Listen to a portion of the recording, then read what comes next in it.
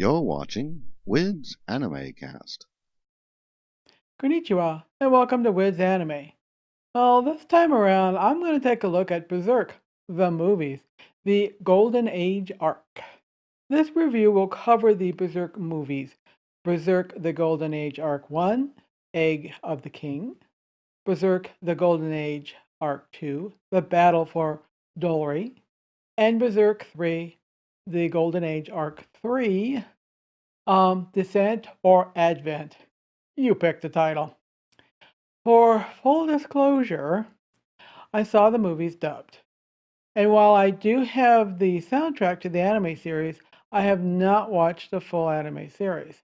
Nor have I read the manga that is available at this time. With all that said, I still kind of like the movies. If you're a fan of the manga, you must have been really confused by the movies. Since I'm a newbie to the series, this didn't really bother me.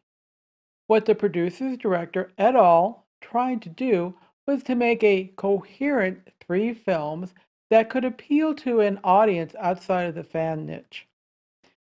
If anything, it made me really interested in the source material. If you are a canon type person, then these 3 movies must have been really hard on you and for you. But I'm coming at these 3 movies as a kind of newbie. I knew who Guts is and a little of his background. What I do for what I do like is a story or saga that tells me an amazingly engrossing story. I think Berserk the Golden Age arc movies also did just that. Shall we delve into each of the movies? Hmm. Well, Berserk Golden Age Arc 1, The Egg of the King. This movie's purpose is to establish our main characters, Guts, Griffith, and Casa, Casca. This movie starts out with Guts showing his abilities with his massive sword, to meeting Griffith and being defeated by Griffith. Along the way, Casca has her problems with Guts. We see the Band of the Hawk and their many successes in working as mercenaries for the King of the Midlands, or the King of Midland. This movie ends with Griffith and the band being feted by the king. It is here that Griffith sees and meets the king's daughter Charlotte for the first time. Well, next we have Berserk, Golden Age Arc 2, The Battle for Doldrey. The Band of the Hawk takes an impenetrable fortress of Doldrey from the Empire of Shondar. The Band of the Hawk has to face a huge army of 30,000 strong. To take out the lead guy, you win the battle. I should say, by taking out the lead guy, you win the battle. But at the end of the first movie, Guts has heard Griffith tell Charlotte that he doesn't consider any of his band as friends. He could only consider a man a friend who follows his own dream as Griffith has. This hits Guts in the gut. He realizes to be considered a friend of Griffith, he must follow his own dream. But what is his dream? What do you want? What do you really want? Well, Guts confronts Griffith, telling him he wants to leave the band. Griffith tells Guts that he belongs to Griffith. The only way he can leave is by defeating Griffith in a duel.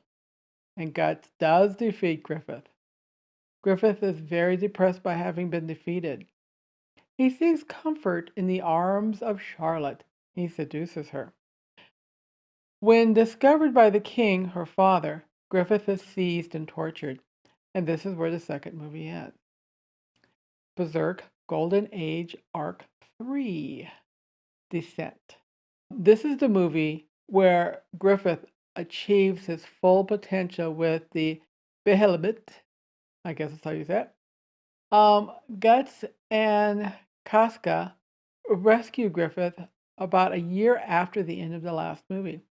Griffith is in truly bad shape. One could say that he is not the man he was in the first 2 movies, if you know what I mean. Griffith becomes the fifth demon of the God Hand.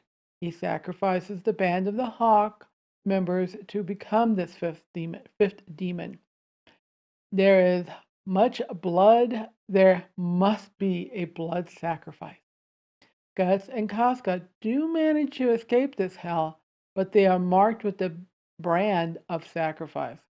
Casca is raped by Griffith as the demon god Femto.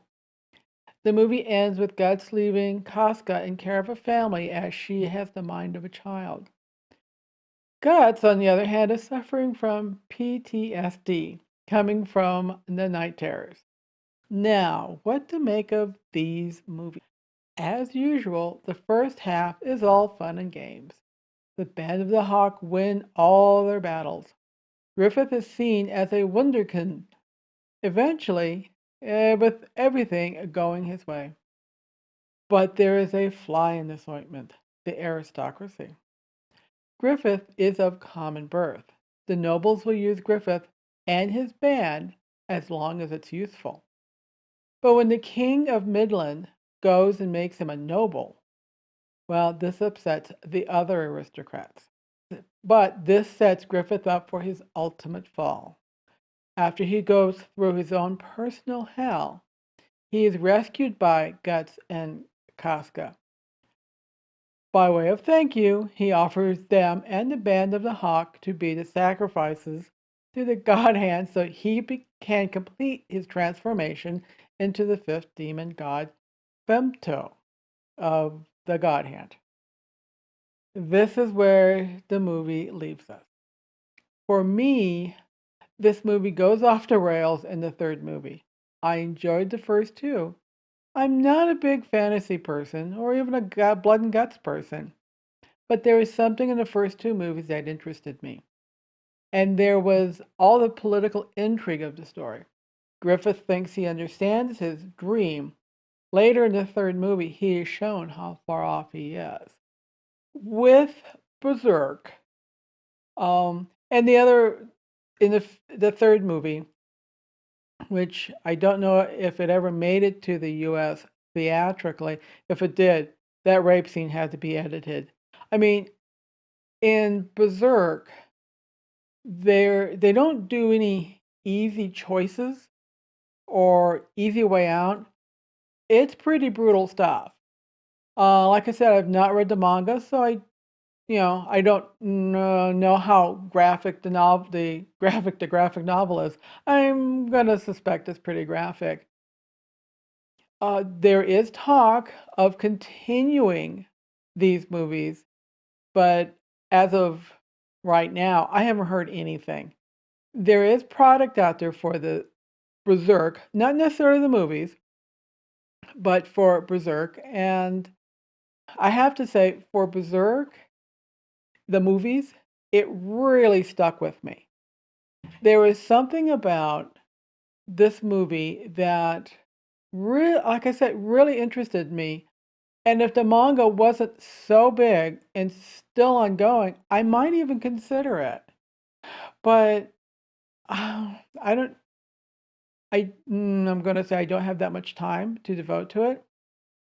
I know I'd be interested in it, but the other problem with getting the manga is you're flipping a lot of pages with action sequences on it, and you could blow through probably a manga in an hour. And I don't know. And as it's still ongoing, I equally don't know. I don't know what the author is getting at. Is he talking about the frailty of the human spirit, of that that mankind is ultimately flawed? Well, that's not really a stretch here. I guess what really struck me about these three movies is this came out before Game of Thrones. And the problem I have with Game of Thrones is it's fan fiction for boys. That's the same thing with Berserk. It's fan fiction for boys. It's got a lot of sex and violence in it, but is it really going anywhere? Does it have any depth to it? Like I said, the first two were good. Like I said, the third one, just went into a complete fantasy land. And what's going to happen to this group afterwards? Is Guts going to be continually um, haunted by the ghosts of from his brand of sacrifice? What about Casca? Is she going to always have the mind of a child? If there's a problem with the third movie, it leaves some loose ends. We don't know where it's going to go. And what about Griffith? Does he fully understand what he always was meant to be? Uh, Again, first two movies, if they had, in a sense, stopped there, except with him being thrown into prison, it would have been fine. Um, there's just such a massive world with Berserk. How do you do it in 3 movies, 6 movies? Look at the Star Wars trilogy or 6 films. You have a really good idea, but can you truly flesh out a world? And does he have some do, have a Bible that tells you the beginning and the end of the story? Or is he just making it up as he goes along? And I'm a big fan of Babylon 5, and I've heard that Joe had a Bible before he wrote the first episode, so he knew how it was going to end at the end of the 5th season. Didn't quite end the way he wanted, didn't quite go the way he wanted to because of studio things. But he knew where he was going. He always knew where his characters were going. Does this author know where his characters are going? And that's the problem with a long series. It runs for a long time. Do the characters get lost? Does the author still know where he's going? I think these 3 movies, for someone who's not familiar with Berserk, is a good way to get into it, to be interested in it, and then find out the rest on their own. Could there ever be a live action of this one? That's questionable. And what's with the big sword he has? My goodness. But that appears to be a favorite weapon in anime. I don't know how realistic it is, but let's not talk about realism here. So, to sum up my feelings about Berserk, the movies, the Age of the Golden Egg arc, or yeah. Um, if you're a newbie to Berserk, it's not a bad way to get into it. If you're a big fan, you've probably avoided these like the plague.